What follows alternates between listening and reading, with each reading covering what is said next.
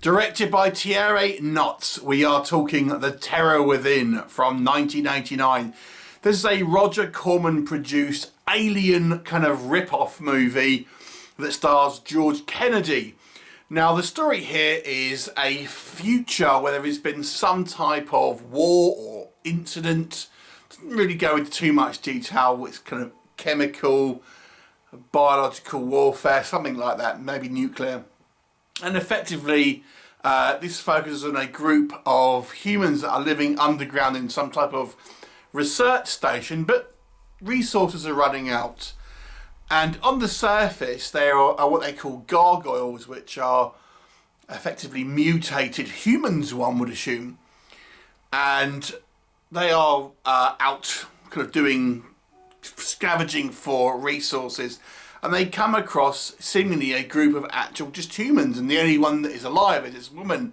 So they bring her back into the research station, but she's actually pregnant. However, she's not pregnant with a human. It's actually one of these gargoyles has impregnated her, and that soon bursts out of her stomach in a chestburster style fashion. And this now infant creature scurries off and turns into a big one, kind of like Alien. So that's your setup. So let's discuss what works in this movie.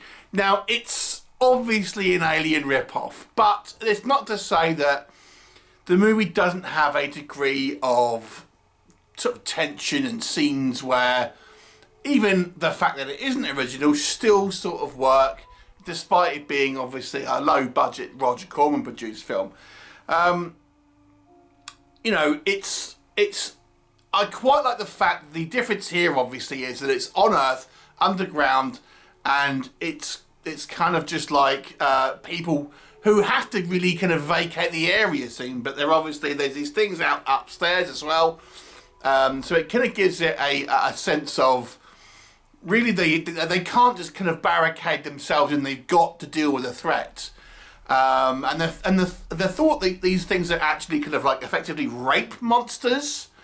Again, it puts the female characters in a bit more of a precarious position that give the movie some element of scare factor, you know, of kind of sense of danger. And it very much follows the playbook of Aliens. It's walking around corridors, not knowing what's behind there, things like that. The actual alien, or the creature suit, I suppose, is lower budget than obviously the Xenomorph, but it's still kind of fun. If you've ever seen the movie Feast, which came out more recently, it's a similar design to that in many ways. And it's a guy in a suit, but I still think the monster design is kind of quite fun.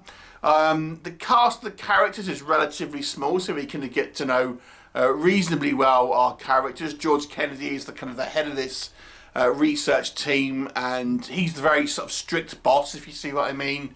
You know, and he doesn't have a huge role in the movie. He's sort of killed off about halfway through, but I think he gives the movie some gravitas. And just the general presentation of the movie, I think, is pretty good for, you know, a lower budget film. So, you know, I think that generally, if you're a fan of kind of monster movies and like Alien, I think there's a lot to enjoy here. I think the film does have a few surprises. As you know, maybe who survives at the end won't be who you expect, things like that. And I think there's some inventive ways about how they try and tackle the creature. I mean, it's all kind of science fiction hokum at the end of the day. But I think I kind of quite like the idea. And obviously this points to a kind of quite an interesting world.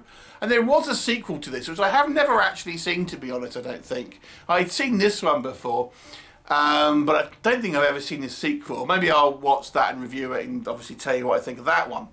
What doesn't work, I think, unfortunately, this one, there's a little bit too long walking around corridors and things. It's, you know, that you get a fair amount of the kind of the creature and stuff, but I feel it just is trying to emulate Aliens by going, oh, what really worked in that movie was that skulk around corridors and stuff, and it's just like, oh, you know, it doesn't quite work because we don't have that dark sort of set, that kind of oppressive feel that, you know, obviously we had in that Alien movie. The sets here are all kind of quite well lit and kind of cheap looking, to be honest with you, so that really sort of somewhat deflates the tension. The creature design is fun. I kind of quite like this kind of fleshy design that they've gone for, but it isn't perfect. You can certainly see like just really like a burlap sack where between like the headpiece and like the chest piece.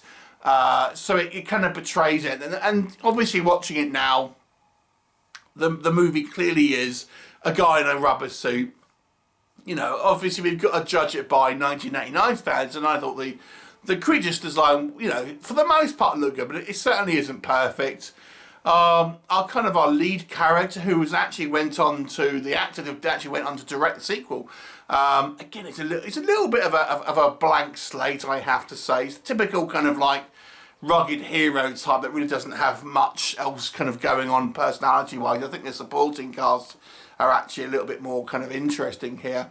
And it's ultimately somewhat predictable, maybe outside of, I think maybe Who Lives and Who Dies. That's the only kind of thing I would say that really surprised me in this movie. It's a perfectly fine, serviceable kind of creature feature from the 80s. I don't think it's really particularly kind of memorable, and because it's the plot is so close to Alien, you know, it really doesn't have anything that you know, this, I like that bit about, you know, this movie, but that, you know, I like that about Alien. It's just everything that Alien has done, this does, and doesn't really have much of a voice on its own. But it's an okay watch. I'll give it a 5 out of 10. Have you seen it? What did you think of it? Please leave me a comment, and I'll look forward to seeing you next time.